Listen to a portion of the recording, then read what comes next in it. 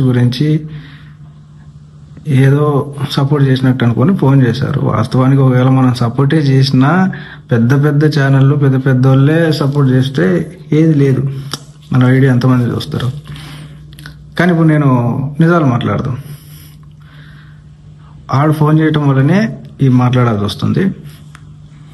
ఈ వీడియో కూడా చూస్తాడుగా.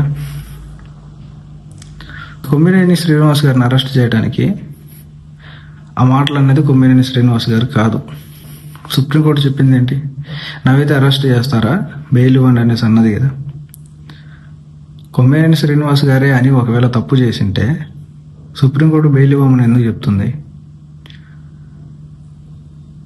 గమనించాలి.